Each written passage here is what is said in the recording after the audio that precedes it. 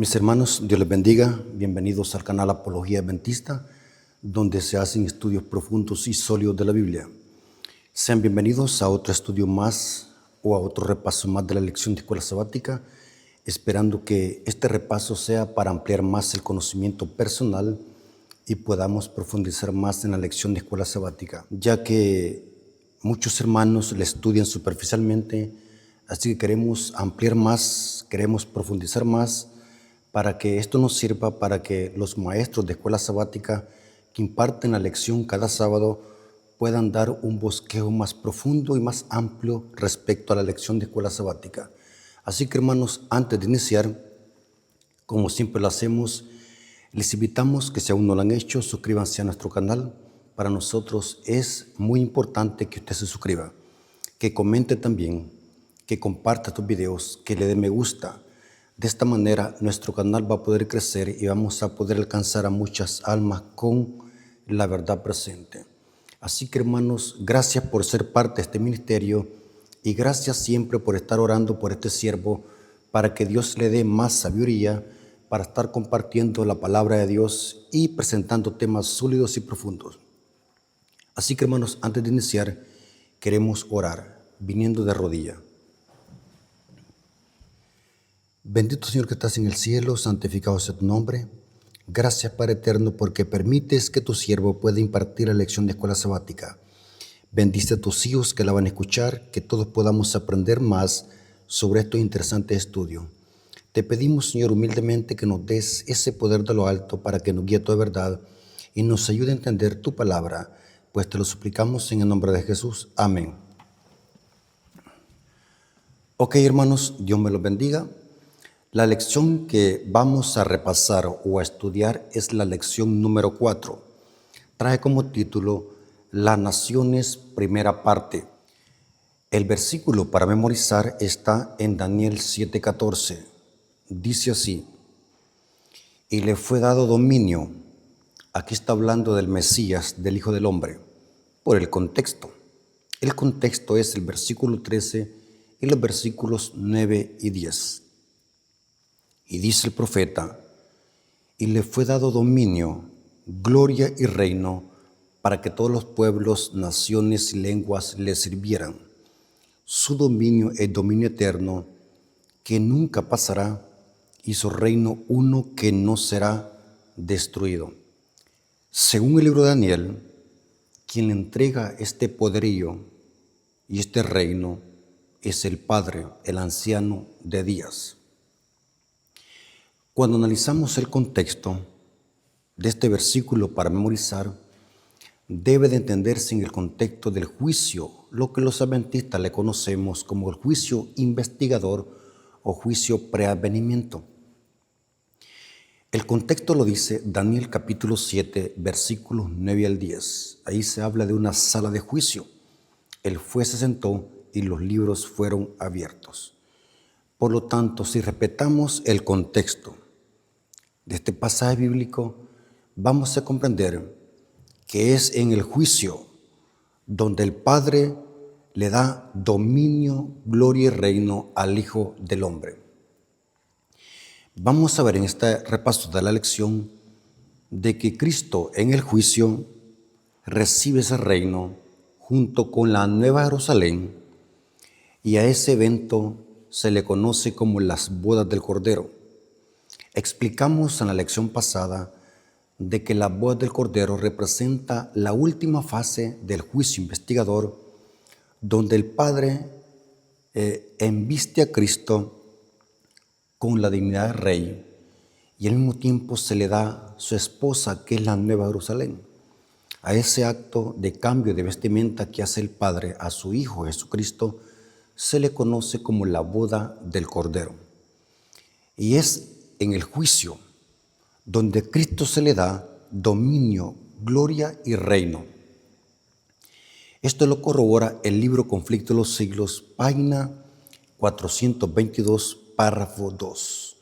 Quise ampliar más sobre el versículo para memorizar, para que podamos comprender el contexto de este versículo, ya que muchos maestros no explican el versículo para memorizar Y de hecho, si el versículo para memorizar está en la lección de escuela sabática como prólogo, significa que amerita que se dé una explicación. Por eso es que en la mayoría de casos me gusta explicar el versículo para memorizar, porque el versículo para memorizar es un preámbulo para que podamos poner la base de lo que habla toda la lección de escuela sabática durante toda la semana. Les dije que leyéramos la cita El conflicto de los siglos, página 422, párrafo 2, donde la sierva del Señor explica a qué se refiere Daniel 7:14 y en qué contexto es que Cristo recibe dominio, gloria y potestad. Dice así: la boda representa el acto de ser investido Cristo con la dignidad de rey. Esto es específicamente lo que está hablando Daniel 7:14, porque es en el juicio donde Cristo recibe dominio, gloria y potestad. Eso es la boda. Y dice la cita: en el Apocalipsis al pueblo de Dios se le constituyen los invitados a la cena de boda. Noten que somos los invitados. Por eso es que en profecía apocalíptica la esposa de Cristo es la Nueva Jerusalén y los invitados es la iglesia, en profecía bíblica, no en metáfora. En metáfora o comparación, la esposa de Cristo en una forma comparativa o metafórica representa a la iglesia, pero esa es una símilis. Son metáforas. Pero cuando analizamos profecía apocalíptica, que es de lo que habla Daniel y Apocalipsis, son dos libros hermanos que hay que estudiarse, los invitados son la iglesia. La esposa es la Nueva Jerusalén y la boda es la última fase del juicio investigador. Y los invitados, que es la iglesia, se hace presente a esa boda a través de los registros celestiales. La iglesia está en la tierra, pero se hace presente en el juicio a través de los registros celestiales. Y aquí dice: en el Apocalipsis al pueblo de Dios se le constituyen los invitados a la cena de la boda. Se cita Apocalipsis 19:9. Si son los invitados, no puede representar también la esposa. Noten, si son los invitados, no puede representar también la esposa. Y sigue diciendo la cita: Cristo, según el profeta Daniel, recibirá del anciano de días en el cielo el dominio, la gloria y el reino. Recibirá la Nueva Jerusalén, la capital de su reino, preparada como una novia engalanada para su esposo. Y se cita Daniel 7:14, la cita de memoria, Daniel 7:14 y Apocalipsis 21:2. Después de recibir el reino, vendrá en su gloria. Noten, después de que termine la boda, se cierra la puerta de la gracia y Cristo viene por segunda vez. Pero noten que viene a traer a los convidados, que es la iglesia, a la cena de boda del Cordero. Después de recibir el reino, vendrá en su gloria como Rey de Reyes y Señor de Señores, para redimir a los suyos, que se sentarán con Abraham e Isaac y Jacob en su reino. Se cita Mateo 8:11 y Lucas 22:30, para participar de la cena de la boda del Cordero. Noten, hermanos, que los adventistas del séptimo día tenemos un concepto más profundo sobre lo que es la boda, sobre lo que es el matrimonio del Cordero. Según el espíritu de profecía, en el libro Primeros Escritos, cuando se cierre la puerta de la gracia, se habrá completado el sellamiento del pueblo de Dios y también se habrá completado el matrimonio del Cordero.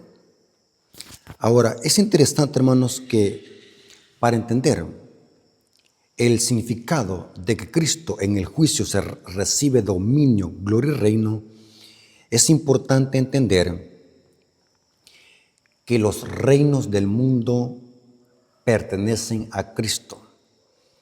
Cristo en la cruz se los arrebató legalmente al diablo, pero es en el juicio donde el Padre se los entrega al Hijo.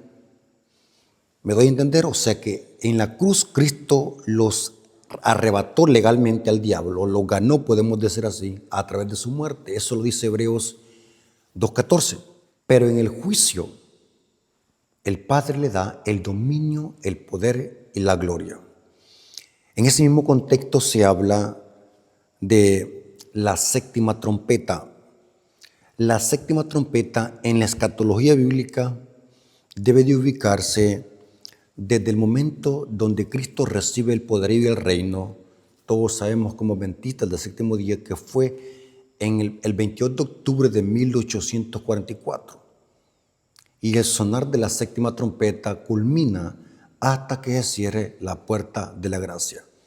O sea que en la escatología bíblica debe de ubicarse la séptima trompeta desde 1844 hasta que se cierre la puerta de la gracia. O sea que estamos en el sonar de la séptima trompeta, bíblicamente y proféticamente. En el sonar de la séptima trompeta, que se ubica en el inicio del juicio, noten cómo dice Apocalipsis 11:15. El séptimo ángel tocó la trompeta y hubo grandes voces en el cielo que decían: los reinos del mundo han venido a ser de nuestro Señor Jesucristo, y Él reinará por los siglos de los siglos. El comentario bíblico adventista conecta Apocalipsis 11:15 con Daniel 7:14. Porque, hermanos, cuando estudiamos profecía apocalíptica, tenemos que estudiar el libro de Daniel, porque el libro de Daniel y Apocalipsis son dos libros gemelos. Uno es profecía y el otro es la revelación. Ahora bien, cuando analizamos el evento escatológico del juicio y el matrimonio del Cordero, vamos a ver de que también a Cristo, aparte de que se le da el reino, también Cristo da la sentencia para los gobiernos corruptos, aquellos gobiernos políticos y religiosos que han fornicado con la ramera. En el juicio es donde Cristo da también la sentencia. O sea que en el juicio no solamente se purifica el santuario de las abominaciones del cuerno pequeño, sino que también en el juicio se juzga al pueblo de Dios y también se da la sentencia sobre el cuerno pequeño y sobre la bestia. Esto significa que cuando Cristo viene por segunda vez, viene a aplastar esos reinos. Eso lo dice la lección de escuela sabática y cita Apocalipsis 17:14. Pelearán contra el Cordero y el Cordero los vencerá, porque Él es Señor de señores y Rey de reyes, y los que están con Él son llamados elegidos y fieles. Noten, en el juicio se da la sentencia y Cristo en su venida aplasta a esos gobiernos corruptos. Por eso, hermanos, es tan importante que los adventistas del séptimo día proclamemos los mensajes de los tres ángeles, porque en los mensajes de los tres ángeles se anuncia: la hora del juicio ha llegado, lo mismo que menciona Daniel 7, versículos 13 al 14. Si comprendimos perfectamente bien esto, vamos a poder entender lo que sigue a continuación. Pasemos al día domingo. Nimrod y Nínive. Estoy investigando, hermanos, que la palabra Nínive se deriva de Nimrod. Nínive fue una ciudad corrupta, pagana e idólatra, que en los tiempos de Jonás buscó el arrepentimiento, pero más tarde volvió a caer en corrupción y rebelión.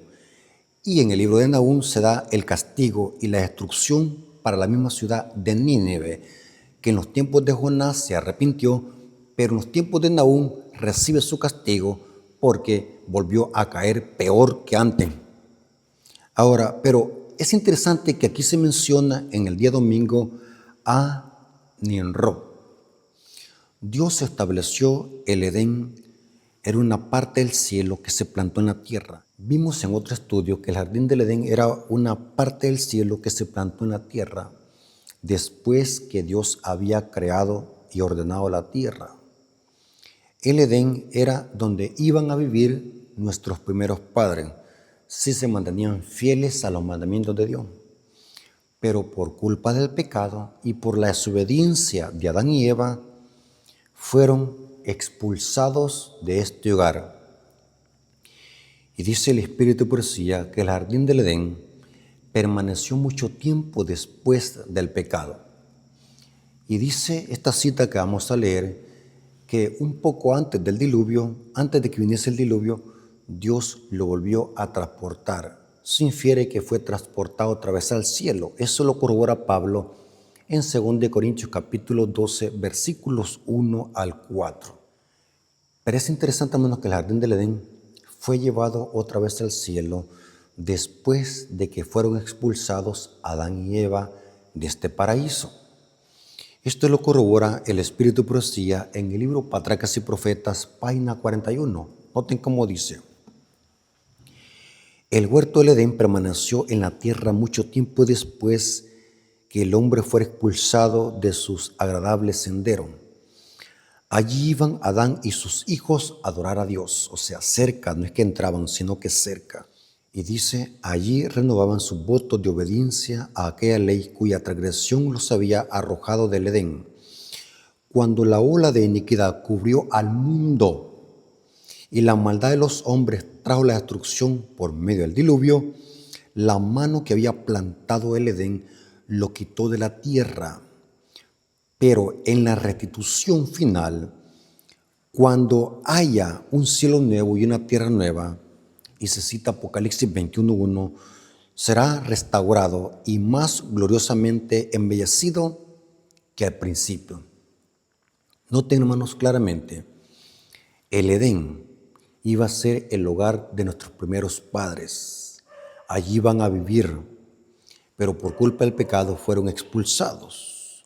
Ahora, vamos a ver que después de esto hubieron personas que se rebelaron contra Dios y quisieron hacer e hicieron imperios para rebelarse contra Dios y su gobierno.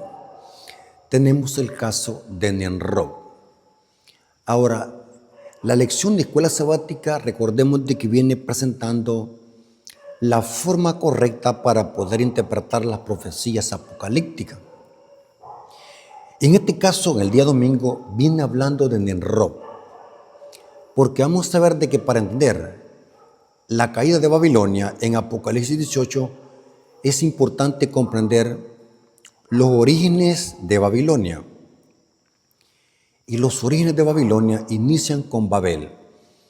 Y Babel, el imperio Babel, fue liderado por Nimrod. Algunos creen de que la palabra Nimrod significa rebelión, tirano. Noten cómo se menciona acerca de Nimrod y quién fundó el imperio Babel.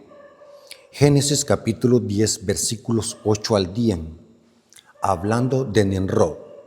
Se cree que Nimrod era bisnieto de Noé. Y dice así: Cus engendró a Nimrod, quien llegó a ser el primer poderoso en la tierra. Noten que aquí se dice que Nimrod era el primer poderoso en la tierra. Esta expresión denota que era una persona famosa de renombre, pero porque hacía el mal, era un tirano. Este fue vigoroso cazador delante de Jehová.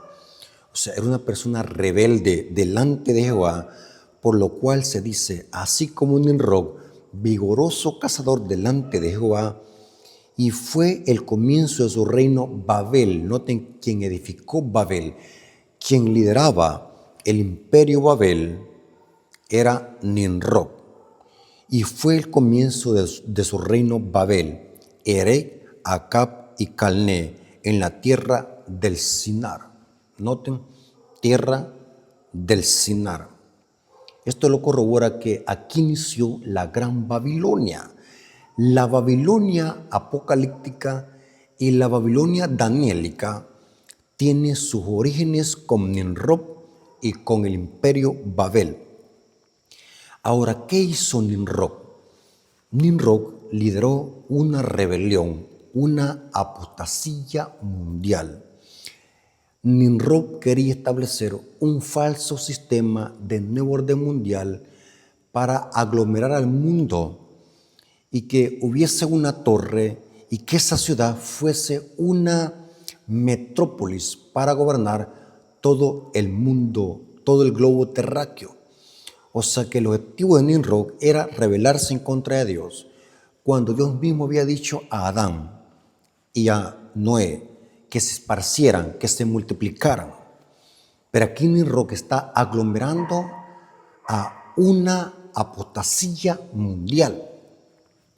Y noten qué es lo que querían hacer estos constructores de Babel, que eran liderados por Nimrod, este apóstata, este impío, este hombre tirano. Dice Génesis 11, versículos 4 al 9. Y dijeron, noten que esta rebelión, ¿qué es lo que querían hacer? Recuerden de que Nimrod era quien edificó o fundó Babel. Era un hombre que estaba liderando esta monarquía, podemos decir, esta anarquía. Y dice Génesis capítulo 11, versículos 4 al 9, y dijeron, vamos, edifiquémonos. Noten que aquí no dice edifiquémonos, porque lo que querían hacer, ese imperio, esa construcción, esa ciudad, era para glorificarse ellos mismos. Edifiquémonos una ciudad y una torre cuya cúspide llegue hasta el cielo, y hagámonos, noten que querían hacerse famosos, pero ¿por qué? Por la maldad. Y hagámonos un nombre, por si fuésemos esparcidos sobre la faz de toda la tierra. Y descendió Jehová para ver la ciudad y la torre que edificaban los hijos de los hombres. Y dijo Jehová, he aquí que el pueblo es uno. Noten que estaban uniéndose en una rebelión. Era una apostasía mundial. Estaban unificándose en una coalición impía. Y dijo Jehová, he aquí el pueblo es uno y todos estos tienen un solo lenguaje y han comenzado la obra, y nada les hará desistir ahora de lo que han pensado hacer. Ahora pues descendamos y confundamos ahí su lengua, para que ninguno entienda el habla de su compañero. Así los esparció, noten, así los esparció Jehová desde allí sobre la faz de toda la tierra, y dejaron de edificar la ciudad.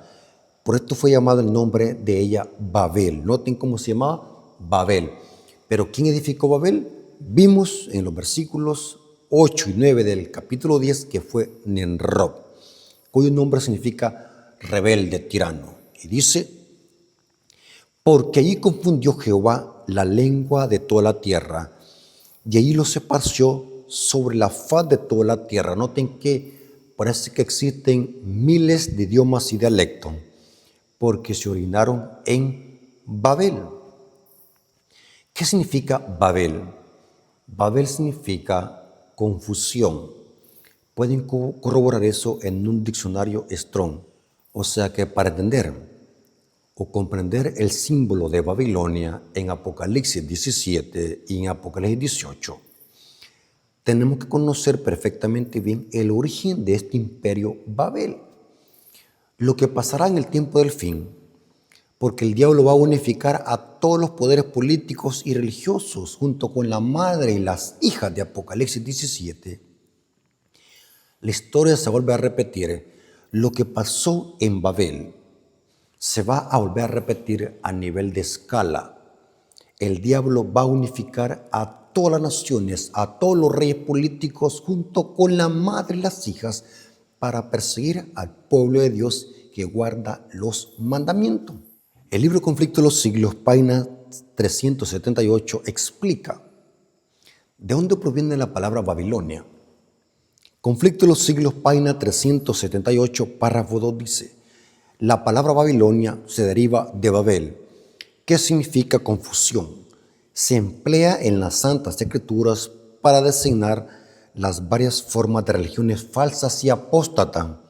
En el capítulo 17 de Apocalipsis, Babilonia está simbolizada por una mujer, figura que se emplea en la Biblia para representar una iglesia, siendo una mujer virtuosa símbolo de una iglesia pura y una mujer vil de una iglesia apóstata. O sea que si queremos nosotros entender la Babilonia apocalíptica, tenemos que conocer de dónde proviene Babilonia, y proviene de Babel.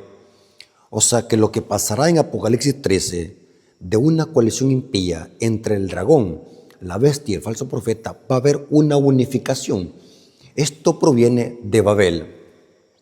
El mundo entero se va a unificar. Las naciones del mundo van a actuar en concierto, así como pasó con Babel. La historia se repite. Eso dice Salomón en Eclesiastés 1:9. Ahora, hablemos un poco de Nínive. Ahora, ¿qué es Nínive? Algunos comentaristas explican el origen de Nínive.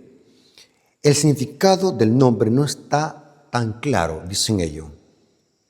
Pero lo más probable es que este esté relacionado con el prefijo nin o nina, noten, y puede que signifique o significara hogar de los dioses, o específicamente hogar de Istar, ya que la ciudad estaba relacionada con esa diosa desde su primera época. Noten, pero Nimrod, Nínive, porque Nínive tiene una resonancia que proviene de Nimrod. Noten qué interesante, parece que la lección trae como título Nimrod y Nínive. Ahora pasemos al día lunes. El día lunes dice el llamado de Abraham. Es interesante, hermanos, que vamos a ver en este día que para comprender la salida de Babilonia que encontramos en Apocalipsis 18, versículo 4, proviene de la salida de Abraham de Ur de los Caldeos. Porque, hermanos, dijimos en una presentación de estas que más de 1000 referencias que encontramos en Apocalipsis provienen del libro de Génesis. O sea, para entender la simbología apocalíptica tenemos que ir al libro de Génesis. Es importante comprender que en la historia de Babel y Abraham vemos el conflicto entre dos simientes. Los de la torre de Babel son la simiente de la serpiente y Abraham acá en este contexto simboliza la simiente de la mujer. El símbolo se puede aplicar a Abraham como la simiente de la mujer, ya que la simiente prometida, que es Cristo, vino de Abraham, pero los que se unen a Cristo son también simiente de Abraham. Eso lo dice Pablo tanto en Gálatas 3:16 como en Gálatas 3:28 al 29. O sea que en la historia de Babel y Abraham tenemos las dos simientes. Y es importante que para entender este conflicto entre dos simientes nos remontemos a Génesis 3:15. Ahora, vamos a ver de que detrás de cada historia hay un conflicto entre el bien y el mal. Ahora, ¿dónde vivía Abraham? Que en este contexto es la simiente de la mujer. ¿Dónde vivía Abraham? Vamos a ver de que Abraham vivía en Ur de los Caldeos, lo que más tarde se le llamó Mesopotamia o Babilonia.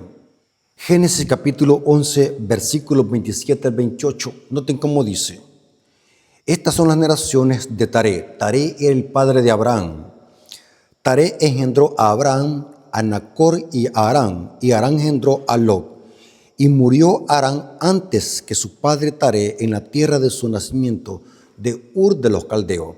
Ur de los Caldeos era el nombre de Babilonia, o sea que Abraham, su familia y su padre Taré vivían en Ur de los Caldeos, en otras palabras, en Babilonia. Noten, este hijo de Dios, que en este caso era la simiente de la mujer, vivía en Ur de los Caldeos. Por eso, hermanos, que aquí vemos en la historia de Babel y Abraham tenemos las dos simientes. Ahora, ¿de dónde fue llamado Abraham? Dios lo llamó de Ur de los Caldeos, porque allí se estaba corrompiendo la familia de Abraham. Inclusive ya se habían corrompido. Dice la Biblia que Taré, el padre de Abraham, adoraba otros dioses.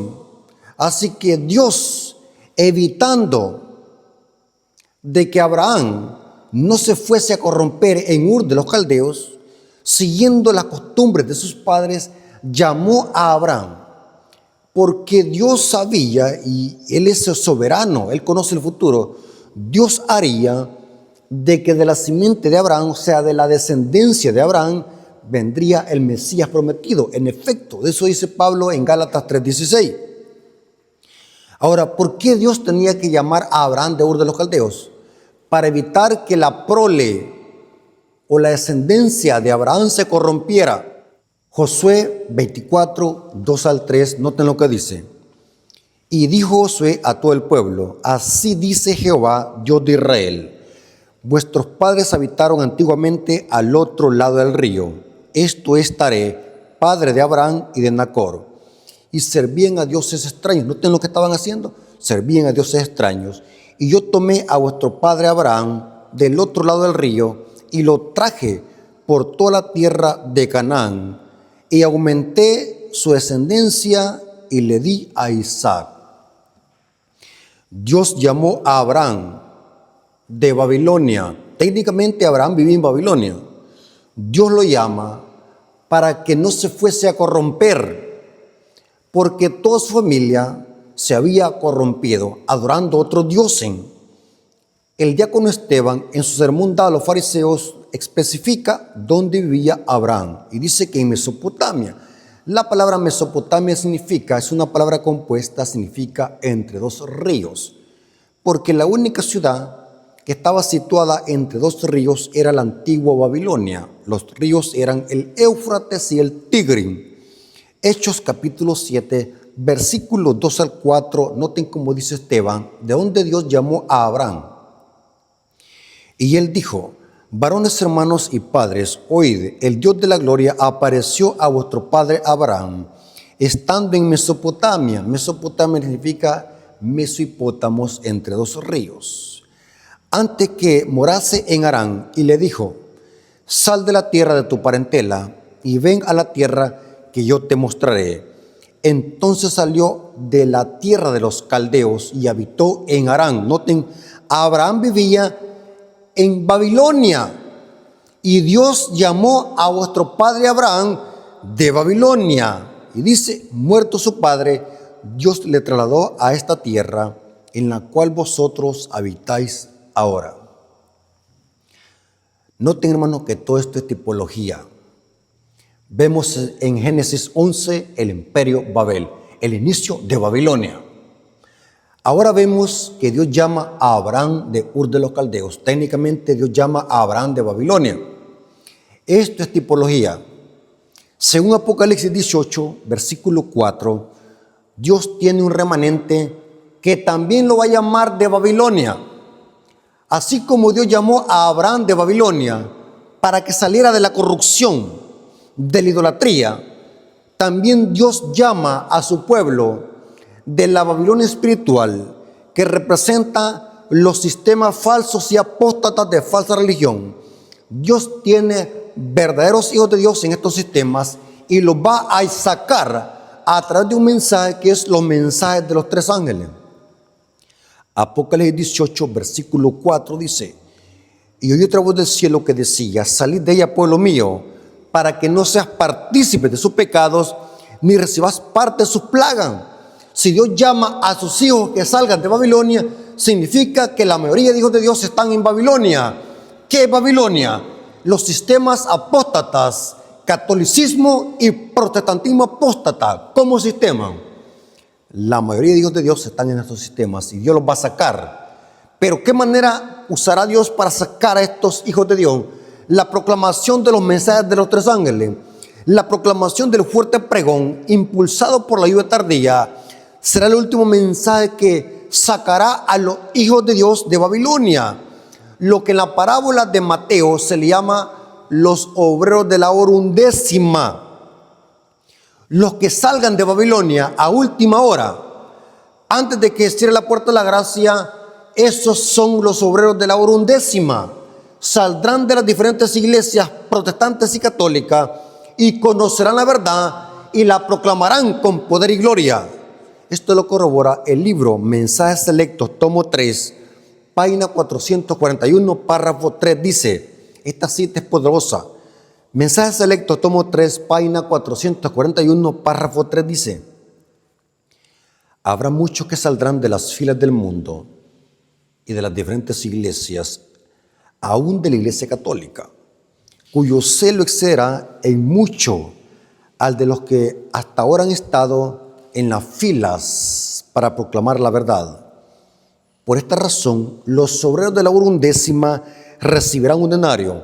Estos verán la aproximación de la batalla y darán a la trompeta un sonido cierto, o sea que también van a predicar el mensaje del fuerte pregón. Y dice, cuando la crisis esté sobre nosotros, cuando venga el tiempo de la calamidad, ellos avanzarán para ocupar la vanguardia, o sea que van a desenmascarar también a Babilonia. Y dice, cuando venga el tiempo de la calamidad, ellos avanzarán para ocupar la vanguardia. Se ceñirán la armadura completa de Dios y exaltarán su ley. Se unirán a la fe de Jesús y sostendrán la causa de la libertad religiosa que los reformadores defendieron con arduo trabajo y por la cual sacrificaron sus vidas. O sea que el pueblo que salga de Babilonia representan a los obreros de la hora undécima. Y la tipología viene de la salida de Abraham de Ur de los Caldeos. Noten, Abraham vivía en Babilonia. Dios le dice a Abraham, salí de allí porque te vas a corromper. Sal de la tierra de tu parentela. Dios le dice a sus hijos que están en Babilonia, salgan de Babilonia. Y lo hace a través de la proclamación de los mensajes de los tres ángeles. Noten, porque todo es tipológico. Apocalipsis 11, Babilonia. El origen de Babilonia, que encontramos en Apocalipsis 17 y Apocalipsis 18. Dios le llama a Abraham de Babilonia. Lo encontramos también la salida de Babilonia, del remanente que está cautivo en Babilonia. Todo es tipológico. Inclusive esta tipología de llamar al pueblo de Dios que salga de Babilonia también viene del cautiverio de Judá por 70 años de Babilonia. Dios sacó a Judá usando al rey Ciro para que Ciro secara el Éufrates de la Babilonia. En Daniel 5 está eso. Y Ciro sacó al pueblo que estaba cautivo en Babilonia y lo hizo secando el río Éufrates. El río Éufrates representa las aguas espirituales, naciones, pueblos y muchedumbres en la cual la ramera apocalíptica está confiada. O sea que la ramera apocalíptica no solamente está fornicando con los reyes de la tierra, no solamente la protegen los reyes de la tierra, sino que esta ramera está confiada por las aguas del Éufrates espiritual. Pero Dios también sacará a sus hijos y lo hará con el fuerte pregón, los mensajes de los tres ángeles impulsados por la lluvia tardía. Todo, hermanos, es tipológico. Por eso, hermanos, si queremos hacer los expertos en conocer profecía apocalíptica, tenemos que conocer la tipología de dónde proviene. Y como dije, más de 1000 referencias apocalípticas provienen del Antiguo Testamento, especialmente de los primeros 11 capítulos del libro de Génesis. Ahora pasemos al día martes. Recibió lo que pidió. Ahora, ¿de qué viene hablando este día martes? Este día habla cómo Israel pidió tener un rey como las demás naciones gentiles. Según la Biblia, el plan de Dios original era de que Israel tuviese un gobierno teocrático. El plan de Dios era que Israel fuese gobernado por él mismo, por Dios mismo. Pero vemos que Israel pidió imitar a las demás naciones paganas de su alrededor. Y saben, hermanos, que como seres humanos tenemos esa costumbre de andar copiándole costumbres y prácticas a las naciones paganas. Israel llegó un momento donde su fe le falló. Quisieron imitar a las naciones paganas. Y es interesante, hermanos, que dice la Biblia que se llegaron donde Samuel, el profeta, y le dijeron: Samuel, queremos que nos gobierne un rey, así como las demás naciones. Noten qué es lo que están pidiendo. Técnicamente, en una forma indirecta, estaban rechazando la teocracia de Dios. La teocracia es que Dios iba a gobernar a esa nación de Israel. Pero Israel dijo: no, estamos hastiados, estamos aburridos de que Dios nos gobierne. Queremos un rey como las demás naciones. Con el tiempo, sin embargo, la fe de Israel flaqueó y anhelaban ser como las demás naciones paganas, hermanos. Es terrible, hermanos, es terrible. Esto lo corrobora 1 Samuel capítulo 8, versículo 4 al 7. Noten, Israel, el pueblo elegido de Dios, lo que está pidiendo. No se conforman con Dios, no se conforman de que Dios sea su gobernante. Quieren un rey humano, un rey pagano que lo gobierne. Y noten cómo dice: entonces todos los ancianos de Israel se juntaron y vinieron a Rama para ver a Samuel. Y le dijeron: he aquí que tú has envejecido, o sea, Samuel estaba viejo, y tus hijos no andan en tus caminos. Por tanto, constitúyenos ahora un rey que nos juzgue, como tienen todas las naciones. Noten lo que están pidiendo. Queremos practicar lo mismo que practican las naciones. Queremos un rey que nos gobierne. Noten, querían un rey pecador que lo gobernara. Pero no agradó a Samuel esta palabra que dijeron. Parece que Samuel se enojó. Danos un rey que nos juzgue, dijo el pueblo. Y Samuel oró a Jehová y dijo Jehová a Samuel: oye la voz del pueblo en todo lo que te digan, porque no te han desechado a ti, sino a mí que me han desechado, para que no reines sobre ellos. O sea, en una forma indirecta estaban rechazando la teocracia. La teocracia es la forma de gobierno donde Dios iba a dirigir a esta nación de Israel. Pero hoy la nación está diciendo: queremos un rey. Y esta nación de Israel recibió lo que pidió. Por eso es que el día martes dice: recibió lo que pidió.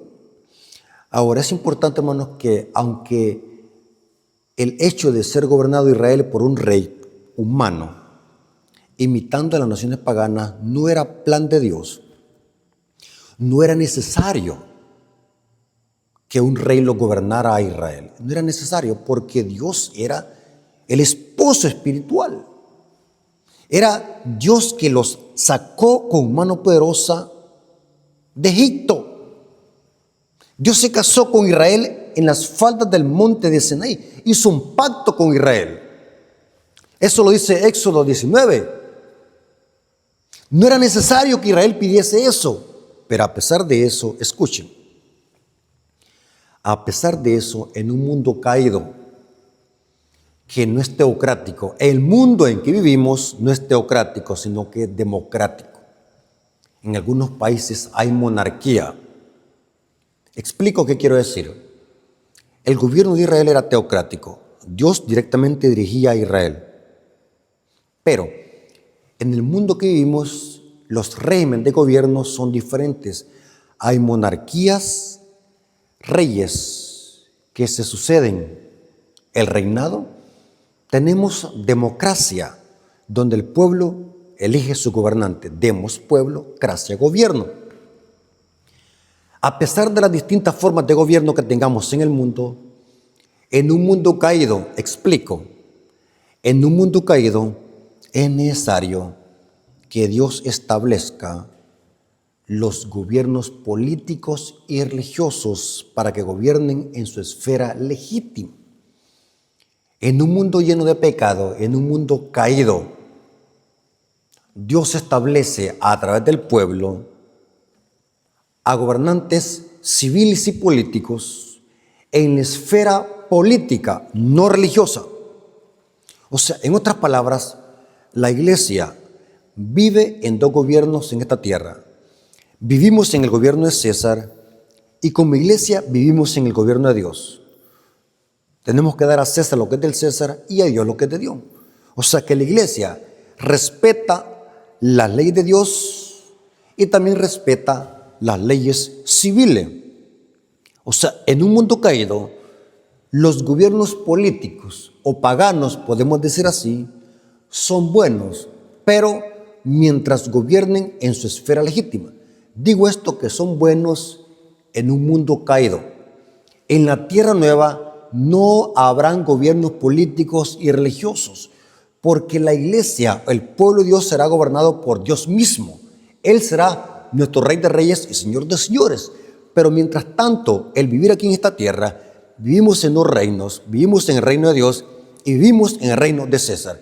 y tenemos que someternos a las leyes terrenales, aunque no nos parezcan, pero el poder civil es bueno mientras gobierne en su esfera legítima y ha sido puesto por Dios, o Dios los elige a través del pueblo para que los gobiernos políticos castiguen al que hace malas acciones o al que hace pecado en referencia a malas acciones y malos actos.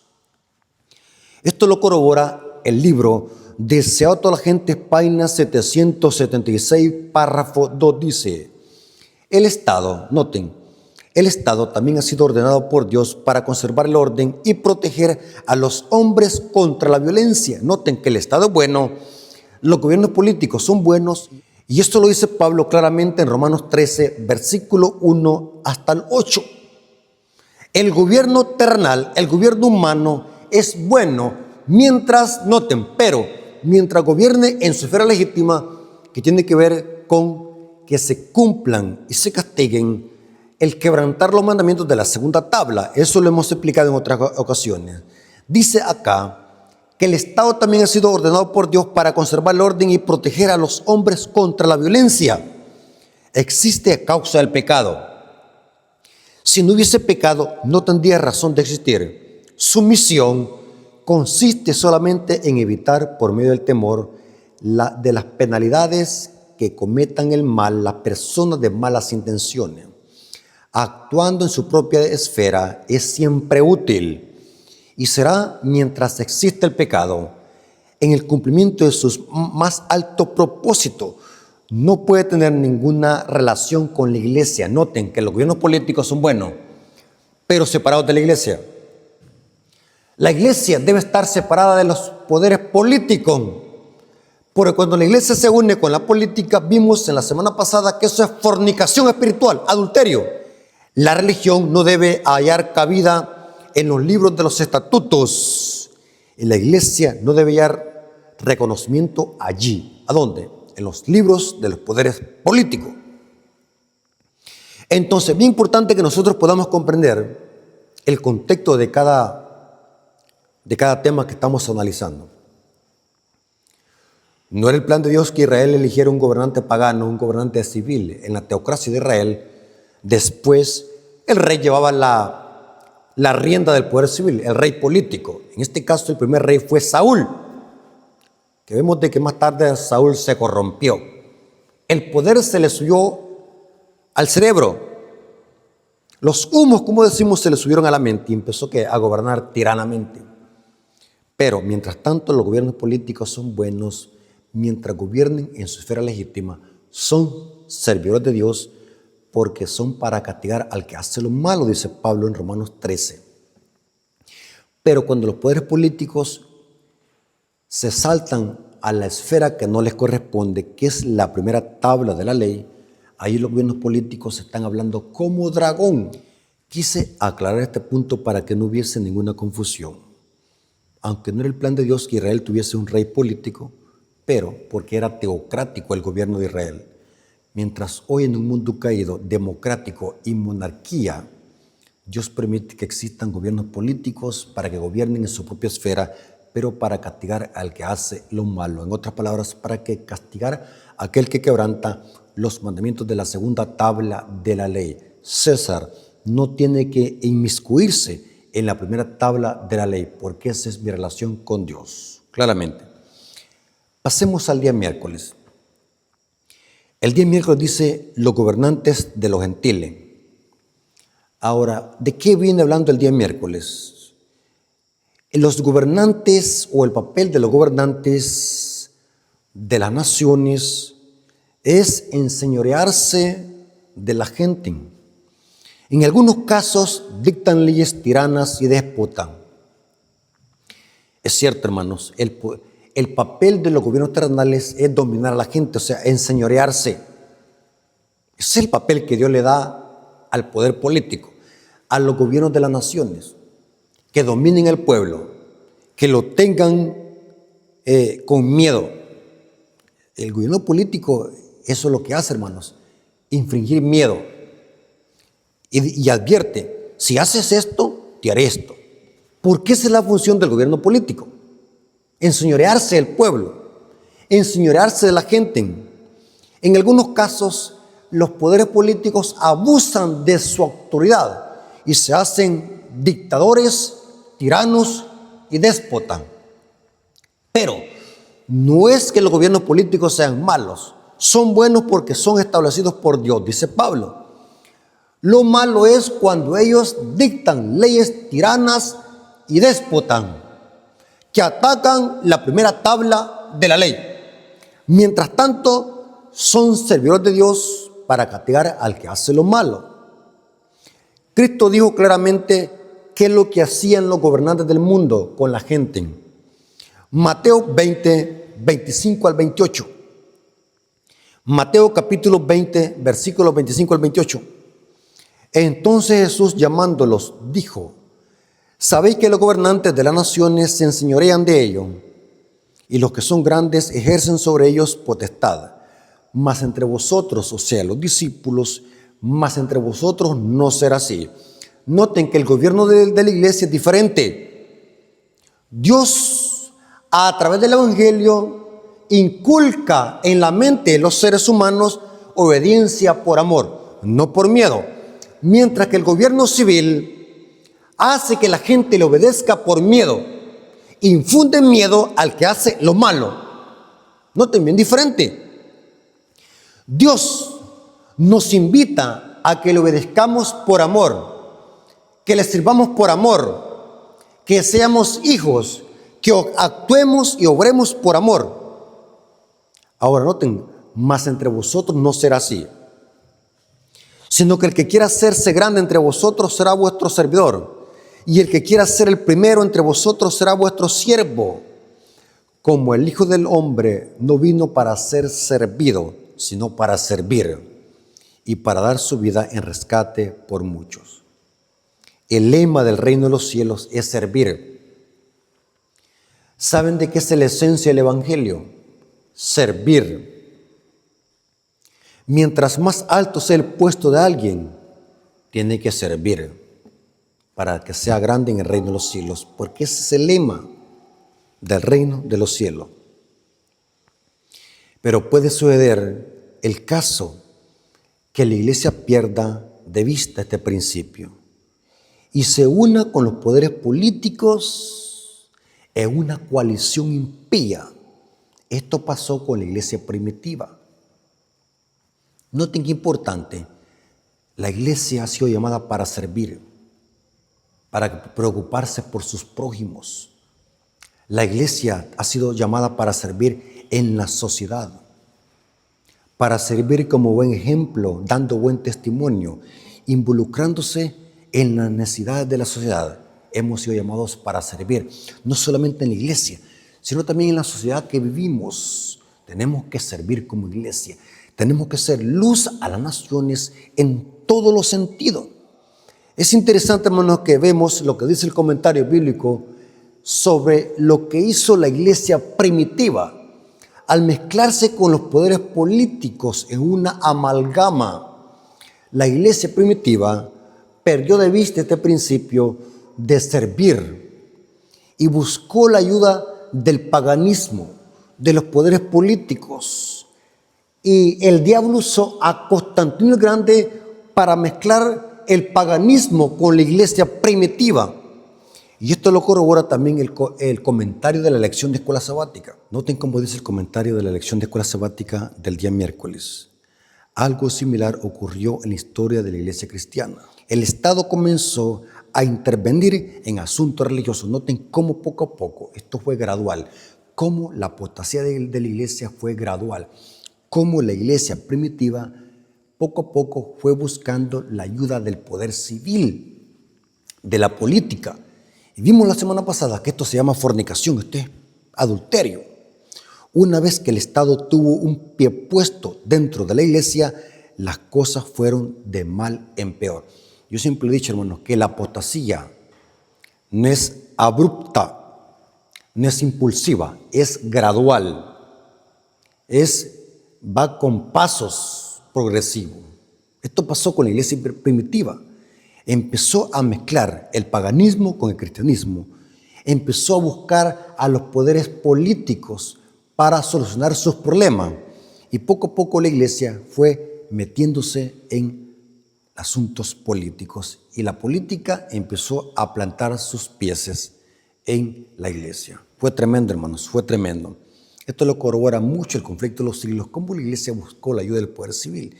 Y esto resultó en una persecución. Esto es claro y está confirmado por la historia. Cuando la iglesia se une con los poderes políticos del mundo, esto se desata en persecución para los que se oponen a esta coalición. Pasemos al día jueves. Una luz para los gentiles. En este día nos viene hablando del plan que tenía Dios para con Israel. El plan de Dios para Israel era que Israel fuera luz a las naciones. Lastimosamente Israel traicionó este cometido. Noten, el plan de Dios al sacar a Israel de Egipto es para que Israel fuese portavoz a las naciones, para que Israel fuese luz a las naciones, que las demás etnias, los demás yayín, los gentiles, conocieran al Dios de Israel y sus leyes. Israel sería luz a las naciones. Lastimosamente Israel perdió su cometido. Dios estableció la nación de Israel para salvar al mundo, no para condenarlo. El plan de Dios en llamar a Israel, en elegir a esa nación insignificante y engalanarla, fuese para que Israel fuese el portavoz de Dios, para que las naciones conocieran al Dios de Israel a través de esa liturgia del santuario, a través de esa economía. Las naciones circunvecinas tenían que conocer quién era Jehová de los ejércitos y por qué esa nación era próspera, y era porque allí moraba el Jehová de los ejércitos. Ese es el plan de Dios con Israel, de que esa nación fuese luz a las naciones. En muchos pasajes bíblicos lo dice. Voy a leer algunos pasajes bíblicos. Isaías 42, 6 al 7. Aquí se dice el plan de Dios para con Israel. Yo, Jehová, te he llamado en justicia, te sostendré por la mano, te guardaré y te pondré por pacto al pueblo, por luz a las naciones. Noten cuál es el objetivo de que Israel iba a ser luz para las naciones: para que abra los ojos de los ciegos, para que saques de la cárcel a los presos. Está hablando en lenguaje figurado, para que el evangelio, que esa gente que estaba esclavizada por el pecado vinieran a la salvación que era en Cristo, y de casas de prisión a los que moran en tiniebla. Noten, Israel iba a ser como el profeta de Dios para expandir el evangelio a los yayín, a las etnias, a las naciones. Isaías 49:6 lo repite. Isaías 49:6 dice: poco es para mí que tú seas mi siervo para levantar las tribus de Jacob y para restaurar al remanente de Israel. También te di por luz a las naciones para que seas mi salvación hasta lo postrero de la tierra. Y se cita también Isaías 63. Isaías 63 dice: y andarán las naciones a tu luz, y los reyes al esplendor de tu nacimiento. Noten, porque el plan de Dios era que Israel fuese luz a las naciones. Y dice acá, en Ezequiel capítulo 5, versículos 5 al 6. Noten qué es lo que pasó con Israel. Traicionó su misión. Así ha dicho Jehová el Señor. Estoy leyendo Ezequiel capítulo 5, versículos 5 al 6. Así ha dicho Jehová el Señor: Jerusalén la puse en medio de las naciones. Noten, la puse en medio de las naciones, pero ¿para qué? No para que Israel fuese un adorno, no para que Israel se exhibiera la ropa de gala que el maestro le había comprado, le había vestido a esa mujer bella. Pero esa belleza provenía de Dios. Pero Israel se llenó de orgullo. Noten, te puse en medio de las naciones y de las tierras alrededor de ella, y ella cambió mis decretos y mis ordenanzas en impiedad, más que las naciones, y más que las tierras que están alrededor de ella. Porque noten lo que hizo Israel, porque desecharon mis decretos y mis mandamientos y no anduvieron en ello. Qué lamentable, hermanos, qué lamentable. ¿Saben de qué esto mismo pasa con la iglesia? Muchas veces podemos estar cometiendo los mismos pecados de Israel, hacernos dueños del evangelio, encerrarnos en cuatro paredes. ¿Quién les ha dicho que el plan de Dios es que estemos encerrados en cuatro paredes? La iglesia ha sido llamada también con un propósito, y es para que seamos luz a las naciones, que prediquemos el evangelio, que seamos cartas leídas, que seamos testimonios vivientes para que la gente conozca que somos hijos de Dios y que la gente conozca al Dios de Israel. Si los israelitas, noten lo que dice el comentario del día jueves, si los israelitas hubieran actuado como debían y hubieran hecho lo que se les había indicado, las naciones paganas se habrían acercado a ellos de manera pacífica y deseosas de recibir más acerca de ellos y de Dios. Trágicamente, como se demostró, el cautiverio de Babilonia, estas naciones vinieron a ellos para hacerle la guerra. Noten, al revés fue. Estas naciones, en lugar de conocer a Dios a través de ellos, vinieron a hacerle la guerra. ¿Por qué? Porque Israel perdió su misión. Se hicieron impíos, rebeldes, y les llegó la maldición. Dios usó a las naciones paganas para destruir a Israel, porque Israel perdió su cometido. ¿Y cuál era? Ser luz a las naciones. Y esto puede pasar también con nosotros, hermanos. ¿Saben de que este mismo plan sigue con la iglesia? Dios quiere que también seamos luz a las naciones. Dios nos ha entregado preciosas gemas de la verdad presente para que las expandamos a toda nación, tribu, lengua y pueblo. El plan de Dios no cambia. Así como Dios tenía un plan con Israel, de que Israel fuese luz a las naciones, así también el plan de Dios para con su iglesia es de que seamos luz a las naciones y que prediquemos el evangelio a toda nación, tribu, lengua y pueblo. Mateo 24:14 dice lo mismo.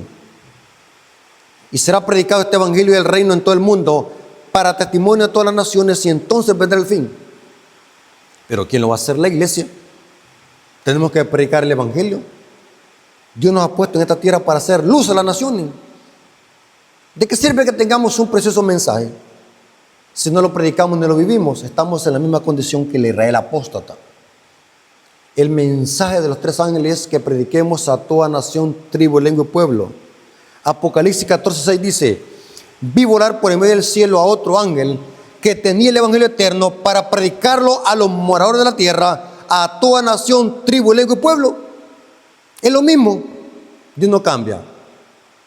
Dios como iglesia nos ha llamado a cada uno de nosotros, hermano y amigo. Tú que estás escuchando este mensaje, Dios nos ha llamado también para que prediquemos el evangelio. Dios nos ha llamado para que seamos embajadores. Somos cartas leídas. Somos representantes de Cristo aquí en esta tierra. La iglesia es representante. Representamos como embajadores al Mesías. Somos embajadores del reino celestial. Tenemos un mensaje, y es predicar el evangelio a toda nación, tribu, lengua y pueblo. El evangelio es la luz a las naciones. Hermanos y amigos, Dios tenga misericordia para que podamos ser instrumentos en las manos de Dios para que otros conozcan el evangelio y conozcan a Cristo, el único Señor y Salvador. Dios nos ha entregado unas preciosas gemas. Es un privilegio, pero también una obligación. Pablo dijo: ay de mí si no predico el evangelio. Tú y yo hemos sido llamados para predicar este precioso mensaje, porque es este mensaje que salva a las naciones. Hermanos, preparémonos y preparemos a otros, porque Cristo muy pronto vendrá con poder y gloria. Dios te bendiga, amigo y hermano. Espero que este repaso de la lección a grandes rasgos haya servido para que hayamos hecho un análisis conciso y preciso de cada tema de la lección de escuela sabática. Sigamos adelante, porque nuestro Rey muy pronto vendrá con poder y gloria. Dios te bendiga, amigo y hermano. Oremos para despedirnos. Bendito Señor que estás en el cielo, santificado sea tu nombre. Te agradecemos, Señor, porque nos permites poder presentar tu palabra a través de la lección de escuela sabática. Gracias, Padre eterno, porque permitiste que tus hijos pudiésemos estudiar esta lección de escuela sabática. Gracias por tu amor y tu misericordia. Gracias, Señor, porque has permitido que tu palabra sea predicada. Gracias por todo, Señor. Te lo agradecemos en el nombre de Jesús. Amén. Mis hermanos, Dios me los bendiga.